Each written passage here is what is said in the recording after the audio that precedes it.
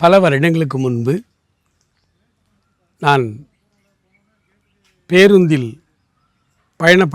ஊழியங்களுக்கு பயணப்பட்ட அந்த காலகட்டத்தில் திருநெல்வேலியிலிருந்து மதுரைக்கு பஸ்ஸில் போகும்போது கோயில்பட்டி தாண்டியாச்சு அப்படின்னா சாத்தூர் பகுதிகளெலாம் போகும்பொழுது ரெண்டு பக்கமும் சூரியகாந்தி அந்த பூவை விளைவிப்பார்கள்.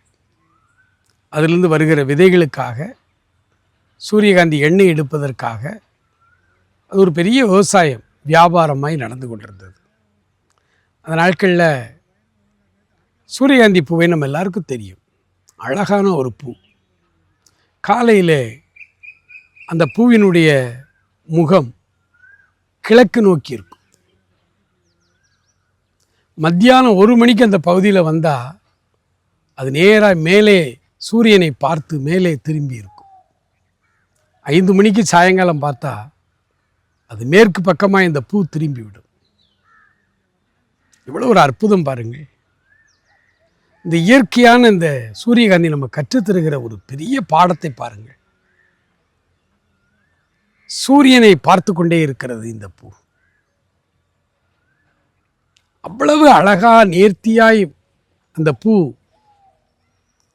மக்களுக்கு சமையல் எண்ணெயாய் பயன்படுத்தப்படுகிற அந்த பூ, மக்களுக்கு பிரயோஜனமான ஒரு வாழ்வை தருகிற அந்த பூ ஒரு நாள் காலையிலிருந்து சாயங்காலம் வரையும் சூரியனை விட்டு தன் முகத்தை மறைப்பதே இல்லை.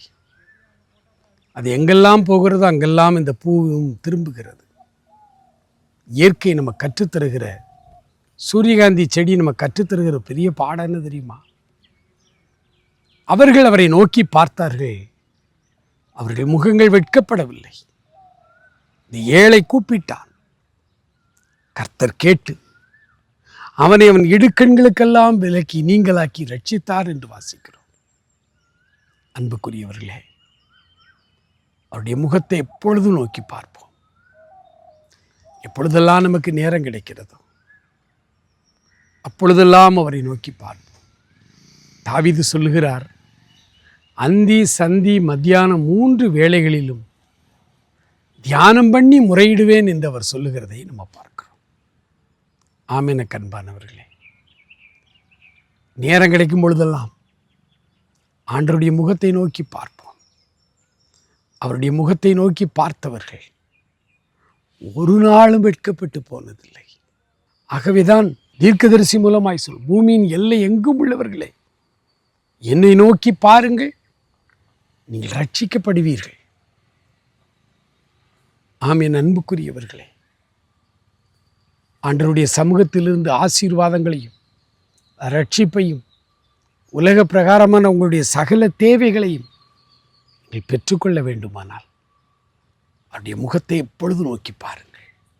எபிரேயர் 3ஆம் அதிகாரம் 1 வசனம் சொல்லுகிறது, அவரை நோக்கி பாருங்கள். அவரை நோக்கி பார்த்தவர்கள் ஒரு நாள் வெட்கப்பட்டு போனதில்லை. அது மாத்திரமல்ல, சிங்கக்குட்டிகள் கூட தாழ்ச்சியடைந்து பட்டினியாயிருக்கும். கர்த்தரை தேடுகிறவர்களுக்கோ ஒரு நன்மையும் குறைவுபடாது. God bless you.